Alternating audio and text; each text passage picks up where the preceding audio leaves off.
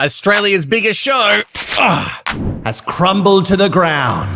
Kyle, Jackie O. It's pretty ugly now. Kyle accusing Jackie of being obsessed with star signs. How did something so big, so popular, fall so hard and so fast? Has left her distressed and humiliated. I will not be spoken to the way I was. It might not have been video's fault, but ego could have certainly killed these radio stars. Confirmation of the multi-million-dollar deal coming from Karl Sandilands' ex-employer, radio network ARN. At least one of them is going home with a stack of cash from their former employer.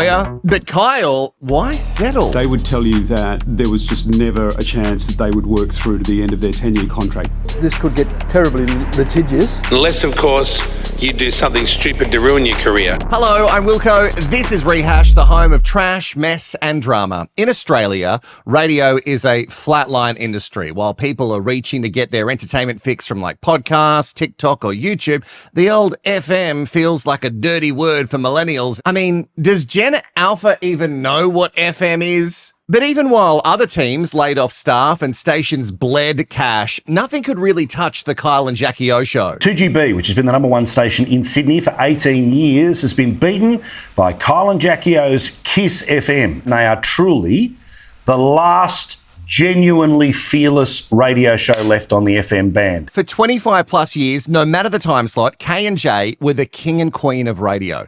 And it was an arranged radio marriage. Jackie O separated from her husband and co-host at the time, Ugly Phil O'Neill. That's where the O in Jackie O comes from. Before she met Phil, she was little known Jacqueline Last. The early stages of her career was built around this guy as she followed him from station to station. Don't take away the Play-Doh. Give me the Play-Doh until the end of the show. No, give me the Play-Doh back! Get out, both of you. There you go. You should have heard that. That was just very immature of you. Well, Phil, you know I love you, but she was only 23 at the time. What did you expect? But Jackie was only getting warmed up. Since Phil had bailed to the UK, they needed a replacement to join Jackie, and in comes Kyle, who'd been working his way around regional radio, making a bit of a name for himself. Did you ring the bosses and say, I'm not sure about this guy? Yeah, I did, actually. Did you? Yeah. How'd that conversation go? Jackie trying to ditch him early with the bosses aside, the chemistry was electric, and their brand built very fast, moving on from the Hot 30 to become the Kyle and Jackie O show that we know today. Well, not today. You know what I mean, because they're not on today, because the wheels really fell off at the end. The shtick of Kyle as the provocateur and Jackie as his foil got them to a $1 million Sydney breakfast contract where they claimed the number one FM crown, and really, nobody has come close. But you don't rise to the top without making some noise. And if there's anything that Kyle can do, it's make a fuck ton of noise, which also brought it a ton of complaints. They can suck my No.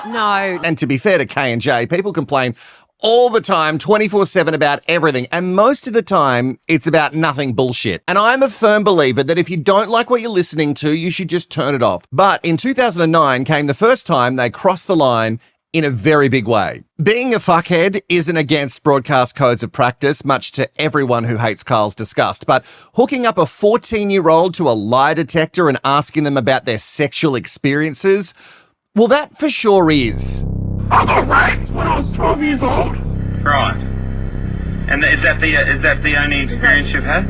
I'm really sorry, we didn't actually know that was the case, and I think we might actually have bought this segment. I had no idea that you've been through that, so I'm really sorry. And we'll just let you off the hook, I think. I think it's best not to continue. Oh, that's a bad follow-up question, mate. And why anyone in this show thought it was a good idea is beyond me. And they can't even use the excuse of like, it was of the time.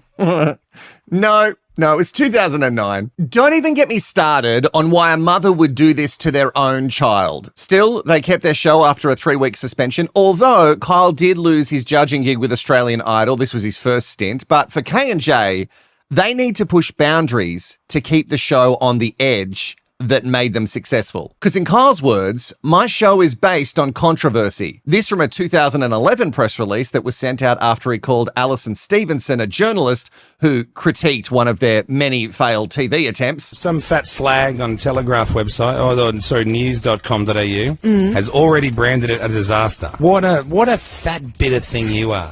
You deputy editor of an online thing. That's enough. You got a nothing job anyway. This low thing, what's her name? Alison Stevenson, deputy editor of news.com.au online. And name calling is whatever, but telling someone you're going to hunt them down is not going to win you any friends, King Kyle. And the abusive tirades are a signature from him. It's just another tool for him to get the rage bait hooked. Still, he sincerely apologised and the network kept him on because even though at this stage some advertisers were running for the hills, no show could bring in the cash or the ratings like K&J. Plus, the journo wasn't wrong about that show, Karl and Jackie O's Night with the Stars. It was fucking terrible. And for all their success in radio, on television, they just really couldn't make it work. They also tried to take Big Brother over from Gretel Colleen, and that's the first time the franchise got cancelled because it was a hot mess. A truly, truly terrible hot mess. And no matter the fails in TV as a duo, nothing rocked their radio ratings. Their biggest stunt was jumping ship.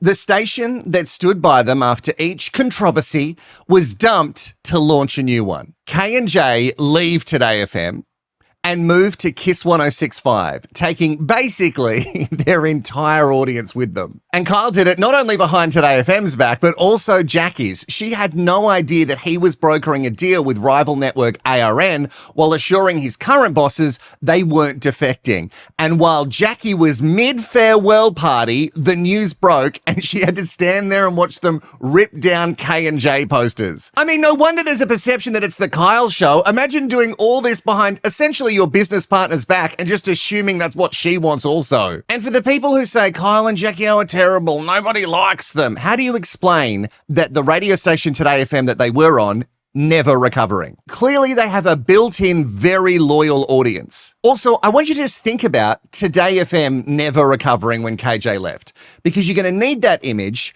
for another radio station. Through their successful tenure at KIIS, there has been, of course, some networks that have come knocking during the years when their contract has come up for renewal, but they have always stuck, and that sniffing from competitors has really helped K&J with their renegotiating power. 10 more years. 10 more years. Signing on the dotted line today, a deal worth $100 million each. In 2023, it had been announced that Kyle and Jackie O had signed on for 10 years to KIIS Breakfast. And that's an insane amount of money, which meant by the end of that contract, Kyle would have been in his early 60s. And I'm going to drop a pin here because this is the beginning of the end. There were flowers everywhere and 2 elegant Louis Vuitton briefcases filled with documents that might determine our future and our fortune, with a gilded pen next to each one. Jackie, come on. Fully detached from reality, because people are losing their jobs because of this contract, and she's going on about how extravagant everything was. ARN management put all of their eggs in the Kyle and Jackie O basket, and this contract gave them all of the control. Kyle and Jackie O, the people who technically worked above them, had zero input. They could make suggestions, but they control fucking nothing. Also, ARN, the company that gave them all the power, they knew exactly what they were getting into. And other shows had to move out of the way for the expansion plan. Another part of this contract was a slow rollout. You know, eventually I think they were aiming for nationwide, but it was the only way they could justify such a stupid amount of fucking money, and Melbourne was the first. But given the show's already stellar reputation, it worked a treat in Melbourne. And that's it for this video. Thanks for watching. Jokes. It unleashed a new level of hate for the duo. Kyle went in making some huge claims about how well they would do and the speed of which they would dominate the rival city to Sydney. We will win. Now, I'm not saying it's going to be immediate, but it's probably going to be pretty immediate. And everyone's eyes were firmly on them because this was going to be no easy task. There was even a podcast dedicated to talking about it. That's how much people are invested. Melbourne Radio Awards, game changers. But Kyle and Jackie O just didn't really bring the battle. What they did bring, though, was smut. Smegma's dick cheese, right? Yeah, correct. It's dick cheese. Yeah. Hey, Smegma, this is what it is, and this is how you've got to wash your dick properly. The show that relies on the controversy fuel to keep the listeners gagging was serving more sex and outrage than Russell Brand in 2013. And this is where the show's content had evolved to. This was the most shocking thing they could do to keep their listeners hooked. And they went back to the same barrel over and over again. They promised the end of boring radio in Melbourne, and they kept telling us that they were going rogue, but the highest number they could muster was 7th in the ratings, and the show they shanked to take the place of, Jason Lauren, ended up on another brand at number 1. Kyle handled that as well as you could expect, telling everyone in Melbourne that they either get on board or he's just going to turn it all off. Let's just get one thing right here, and I've told our management this. We're not going to super serve Melbourne and ignore our Sydney audience. You either glue on in Melbourne or one or the other. And if we don't rate, but listen to this, here's something I haven't even discussed with Jackie. If we don't rate better by the end of this year, I'm pulling the carpet out. I'll just take the show off Melbourne. As Victorians say, oh no, please, Kyle, don't turn it off, please. We love it so much, please keep it on. But beyond the truly piss-poor effort from the show's host to cut through in their new market, Melbourne, another foe was setting their new target. I introduce you to the MFW, or Mad Fucking Witches, and they got their name from the Australian politician, Dutton, who used the term when describing a female journalist in a text. And they'd already had some runs on the board with another loudmouth, Alan Jones. They call themselves an advocacy group that organise campaigns against people or companies who spread misogyny or racism, and in this case, the way they get KIIS Network's attention is by going for the money. The word is spread on their Facebook group to stoke the rage fire, and then attached with the rage is a list of clients that support the station or show, and they all contact and boycott those advertisers. Oh yes, hit the big wigs right where it hurts, the money bags. And Kyle has a self-proclaimed huge set of money bags, so the MFW had a decent target to aim for. Before a second of their breakfast show in that time slot aired in Melbourne, there was a concerted effort to turn advertisers away from the show. And it worked. Kyle, talking about the MFW, said things like he'll have like private investigators following all of them and everyone they've ever known until he finds some shit on them. I'm a little bit skeptical of people who decide that they are the good and moral police and they get to have a say on what content is allowed on free-to-air anything. I think it's great for people to be advocates and fight for what they believe in, but who in the group get to decide the next target? I'm still of the opinion if you don't enjoy it or agree with anything, just don't watch it. It's like people who come here and comment mean shit. Just turn it off and go away. No matter what you think of the MFW, they managed to scare off clients and hurt ARN even more than the dwindling broadcast market. Not all of their losses comes down to the MFW, but you can see how hard the money bags were kicked. And to be fair to those mad fucking witches, it's not like the governing body ACMA did anything for most of Kyle and Jackie O's time on air. Time after time, they failed to actually enforce anything. Over the years, there have been sanctions and broadcast license conditions put on the stations that they have worked for, but ultimately, they are known as a toothless tiger. Kyle, Jackie, please don't. No, if you do it again, we'll send another letter. As someone who worked in commercial radio for most of my adult life, I can tell you every time we did a codes of practice session, all of the what not to do section was audio of Kyle Sanderlands. Kyle has changed the rules for everyone with all the shit that he's pulled, like mandatory delay systems. And for their show in particular, not one, but 2 sensors running on a huge delay to make sure everything is kept in control. Forget this shit game, all you stupid people. This place has fallen apart. I'm putting them on notice. At 10 o'clock today, I'm going to say, you fix this shit or I'm out. And when you're on air, things can happen. People make mistakes, and having to fill so much airtime each week, you're sure to fuck up at some stage. Still, in 2024, with Kyle and Jackie O, we can assume that not all of these were just whoopsies. ACMA found that the show violated the commercial radio code 9 times between August and December 2024 alone, including 7 instances of vulgar, sexually explicit or offensive content, plus complaint handling failures. They finally did put a license condition on Kyle and Jackie O specifically in March of 2026 that future breaches could trigger penalties, blah, blah, blah. I doubt they would have done shit anyway. Kyle, you were really bad today, and we really want you to stop it. And even though the censors were there to protect Kyle and the show, he always ended up losing his shit for them doing their job. Throw this at it. No. Oh, it doesn't work. You're right. It's broken. Kyle, you just threw a marble cup at the screen and it smashed it. Sometimes Kyle, at my look place. what you've done. Yeah. Kyle blowing up on air at staff is just a regular breakfast occurrence for the show. Still, you could tell over the last year especially that the vibe between he and Jackie was really off. They'd been butting heads much more, and Jackie mentioned this in an interview with Stella magazine. But Kyle was It's just being Kyle. Jackie has the wrong impression here. She thinks that I'm surrounded by yes men. That's not the case at all. It's Jackie who's surrounded by the arse lickers and the yes men. And the pressure was clearly getting to both of them. Their numbers were not really moving at all that much in Melbourne. The MFW were targeting their clients, and the things they'd done in the past just didn't cut the same. It created a tense environment, and it was noted that even during the off-air bits when the songs were playing, they weren't even talking to each other. There were a bunch of blow-up moments, but this is their final on-air break together. Are you still looking up Andrew's I'm birth just chart? reading it now. It's actually starting to affect your job here. Oh, you no, realise because- there's. well, it's this like, is it's my like if you're a job. drug addict. No, that's not your job. I said it earlier in the show. I said I'll be coming back with it. This is part of the Let me just tell segment. you, I don't think anyone here expects you to be like a star sign expert at the detriment of everything else. Don't you want to know what... No. And this kind of feels normal to me. Jackie is reading the degenerate Prince Andrew's Astrology, which Kyle is very unimpressed with, and this is the same gear they've gone on with for years. Jackie has her theory, and Kyle says, no, Jackie, that's ridiculous, and normally everybody would laugh. I don't mean to be rude, but as I said, it's fascinating, but I don't think it should be at the detriment of everything else on the show. This relentless research into the I only patterns just did of it then.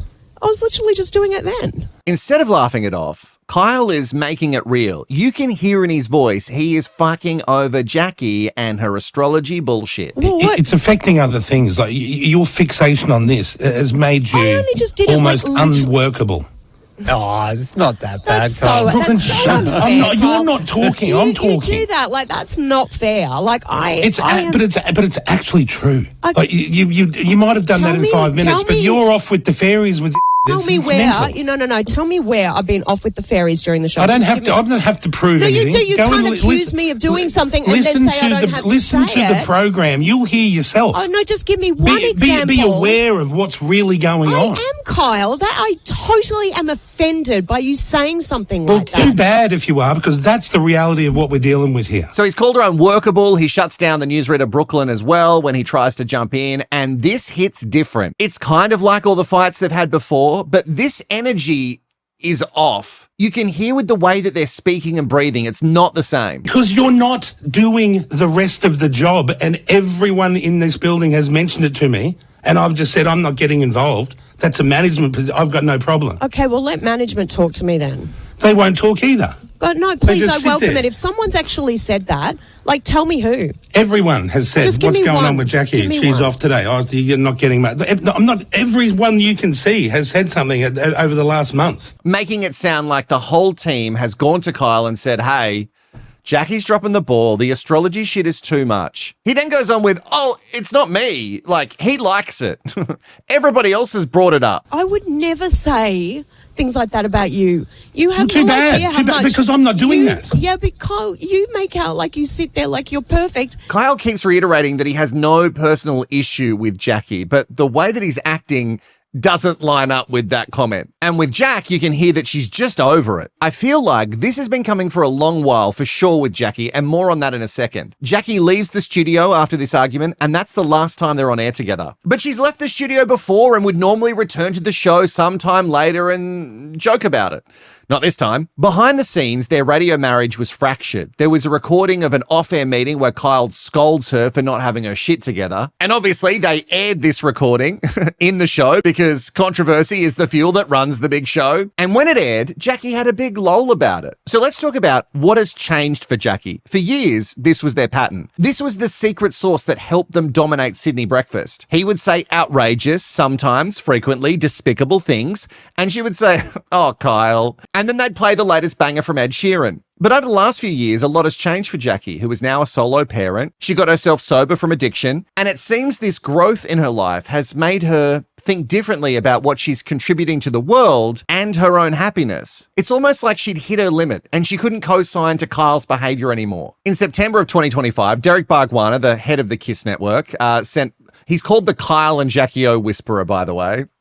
Didn't whisper so good. He sent a message to Jackie saying, just checking in, all okay today. This was a day after her and Kyle had a different argument on air. She replies with, yeah, it's fine, but let's make sure Hamish, the ARN board chair, and Kieran, the CEO at the time, start to think about how to address this. We are getting a lot of complaints from listeners calling it an abusive relationship, women especially. Don't worry, I'm all over that. The reply. Is this Jackie planning her exit, or was she really worried about how the show was perceived? Because if you're a Kyle stan or not, the relationship sounded verbally abusive. And the rub is, it had been this way for so many years. He had been this way to everyone consistently, and Jackie profited off it.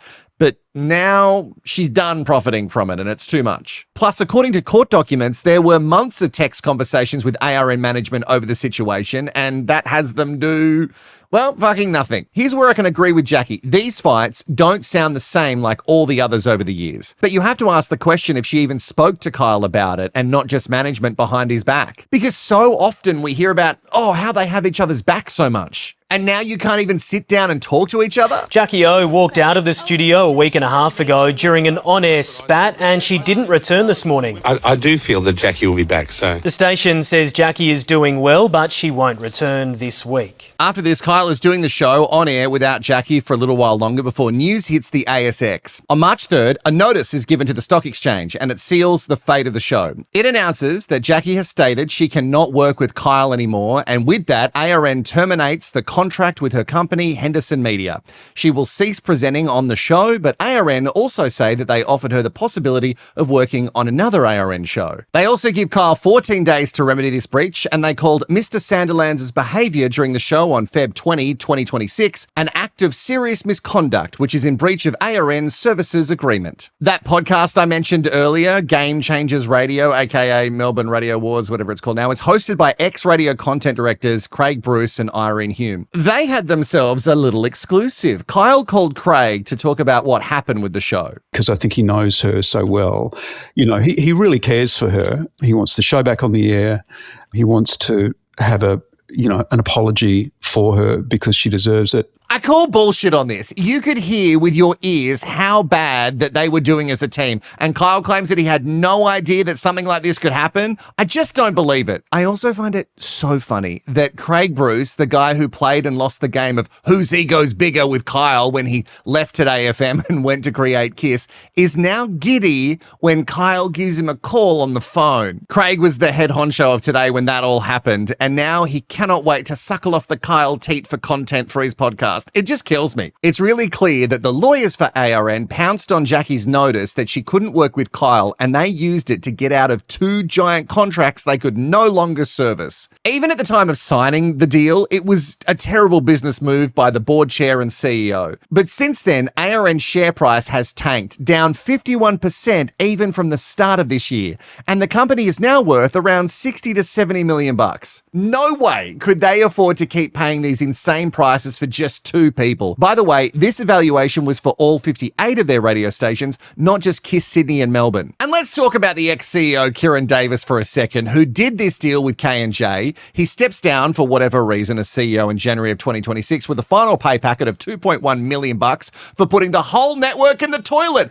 Hundreds of people lost their jobs because of this guy and this one deal. It's ridiculous. But the whole time the show's demise is playing out in real time in the media, people are claiming online it's just a stunt and they did it for ratings. Even someone who you might be familiar with, Bella Frizzer, who was on Married at First Sight, she was a participant and clearly a Kyle stan, was so delusionally optimistic about the whole situation. That has given us hope, I feel that one of them back on the air, maybe not both of them because Jackie's contract has been terminated, but Kyle's hasn't been terminated. So there is still a possibility that he can be on air. Oh, no, babe. So sozzy. I know you really wanted it to happen, but no. Kyle isn't going to remedy anything.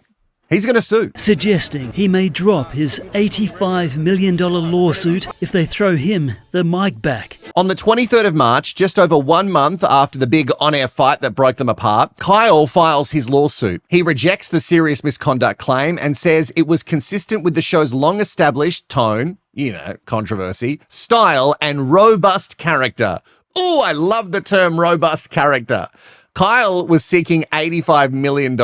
And I'm like, When I saw this, I was like, yeah, good luck. Have you seen how much they're worth? And I think Kyle loved it. Kyle showed up to the court to get attention. He didn't need to be there, but he was. Get back earning, I've got a family, got mortgages to pay like everyone else. Oh, he's just like us guys. He has a mortgage to pay and mouths to feed. I didn't do anything different than I've been doing for 25 years. Actually, a little bit tamer than most days because I was actually quite concerned. You don't consistently treat someone like the way he did in the final months of that show and then all of a sudden feel sorry. If they were laughing and joking off air, I'd be like, no, he thought they were good. But they weren't even talking. Also, I don't think Kyle has felt sorry about anything he has said to hurt people's feelings. And maybe that's why he works so well on air. He's going to say things that others don't, because they'll feel bad about them. Not long after this, Jackie also brought her own suit against her former employer. And it's not like Kyle's lawsuit. His was a contract dispute. Jackie is hitting the fair work angle as she got terminated after bringing up that she could no longer work with Kyle and made like a psychosocial health and safety bullying complaint. She alleges that the contract was terminated because she exercised a workplace right in contravention of the Fair Work Act. And her lawsuit was for $82 million. ARN's ASX announcement also claimed that Jackie had been offered an alternative show before termination. Jackie states that is simply not true. Oh, it's so messy. And it's not even over yet, you sweet baby angel. I hope you're still here. During this time, Kyle was spotted having just a little catch up at the ARN board chair Hamish McLennan's house, and it certainly looked like he did not want to be seen doing this. And obviously they'd be trying to reach a settlement because Kyle knows they can't pay, and he would also know that ARN would never put him back on air because of the MFW. And it would also certainly ruin their case with Jackie if they roll back the reason they ditched him in the first place. Still, a settlement was reached. Agreeing to pay Sandilands $12 million in instalments over 3 years. Probably a bit of surprise he settled for as low as he did. Just 14% of what he was asking for. He'll get a couple of mil up front, and then the rest, just over 12 mil, over the next few years. He'll also get some contra cash. I think it's like 1.5 million. It's like a spend that he can use on advertising for the ARN stations and assets. He'll also get access to ARN's clients, apparently, and a deal has been struck for some sort of profit share in whatever Kyle's new live experience will be. But I'm working on a new project. And all will be revealed soon. So in a weird way, ARN and Kyle are still working together. Look, it's a great result for both of them because even if Kyle did win, I didn't think he was going to, there was no way ARN could pay up. But I think the deal has come out a little bit better for ARN. The non-compete that they have will be gone after 9 months. So for this time, Kyle cannot work with ARN's direct competitors on radio, but then he can go anywhere he wants. The question is, will any radio station take him when 1, they can't afford him, 2, it won't be with Jackie, and 3, the MFW will follow Kyle anywhere he goes. Plus, this is one of the weirdest things about the whole settlement. Kieran Davis, the ex-ARN CEO who gave Kyle and Jackie O their huge contracts, was the one who helped broker the settlement for Kyle. It feels shady. I'm sorry, it feels shady. And I find it hilarious that Kyle will head to streaming and podcasting platforms, the things that he shat on for so many years on his superior broadcast high horse. What is his content going to look like now that he doesn't have Jackie O going, oh, Kyle? I can bet that it will be overly sexualized and controversial, which is perfect for the internet. Still, I don't know if his content's going to shock audiences anymore. Like, if it's not on radio, who cares? You're just man yelling with a podcast, live or not. I also fear that with his love of US right-wing politics, he's just going to head down rage bait alley like a lot of people do to get those followers. Jackie's case is still at this stage headed to court in October of 2026, and Kyle's settling won't change that much for her, although it does give her a bit of an idea of how much she could get. $12 million. The owners of KIIS, ARN, would be stoked at the deal with Kyle, but it's not over yet. Still, don't worry, they have signed a perfect distraction for shareholders and the media. A flashy new show on their sister network. I mean, this is one thing that you've always said to me is, Karl, you need to dress well. Oh, wow. A once-a-week Friday afternoon radio show with 2 people who are long in the tooth and already overpaid. That'll distract everyone from the remaining lawsuit. And maybe it will, because Jackie has been laying very low since it all happened. And that makes sense if she truly is psychologically broken from working with Kyle. And for the huge stands of Kyle and Jackie O who think there'll be a rekindling one day, I wouldn't count on it. unless they're both strapped for cash and attention. So how did we get here? Australia's largest radio show crumbling to the ground. I think the fall started with the $200 million contract and the expansion into Melbourne. All of them were just so egotistical and they thought that they had it in the bag, but a big part of it is money. The contract was already a bad deal for ARN. Advertisers don't spend on radio like they used to. And the ones that still do, well, a lot of them were scared off by the mad fucking witches. The easy person to blame, and by far the one a lot of the fans are coming for, is Jackie. It was her notice that gave the lawyers what they needed to ditch their beloved Kyle from the airways. But I think it was all of their egos that brought them down. They all thought they could basically take a shit on the airwaves and the ratings and cash would just flow in. So for me, that lands on Kyle and Jackie O equally. But don't be fooled, Kyle and Jackie are gone from radio. I don't think it's a good thing. It's not a win. Like, love them or hate them, the listeners that can't listen to their show anymore, I'll bet most of them are just leaving radio for good and headed to a podcast or YouTube. There's no other show for them to go to in Sydney. Where are they going to go? Hey, question, did you and I go all the way with this K and J downfall dig? Let me know in the comments with ATW. That means all the way. And I'd love to know, if you're a fan of Kyle, are you ready to pay a subscription fee to get your K fix every day? That sounds bad. It sounds like I'm talking about ketamine. To get your fix of Kyle every day. Let me know in the comments. Like, hype, and subscribe, or just continue right now and watch this video about Tyra Banks suing Netflix. I promise you'll love it.